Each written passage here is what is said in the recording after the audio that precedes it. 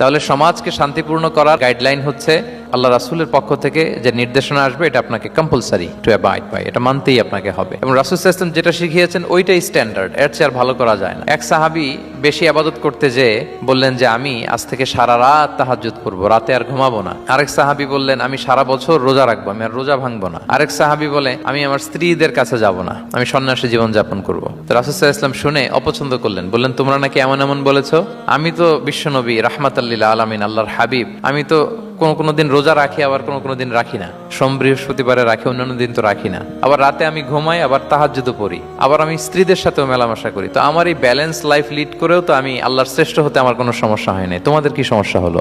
সুবহানাল্লাহ। দেখেন, ইসলাম খুব ব্যালেন্সড অ্যাপ্রোচে বিশ্বাস করে, ভারসাম্যপূর্ণ জীবন বিধান। তার মানে রাসূল সাল্লাল্লাহু আলাইহি ওয়াসাল্লাম যেটা শিখিয়েছেন ওইটাই স্ট্যান্ডার্ড। আপনি কি রাসূল সাল্লাল্লাহু আলাইহি ওয়াসাল্লামের চেয়ে বেশি মুত্তাকি হতে পারবেন? বুঝে থাকলে আওয়াজ করে বলুন, আল্লাহ রাসূলের চেয়ে বেশি বুজুর্গ হওয়া সম্ভব? মুত্তাকি হওয়া সম্ভব?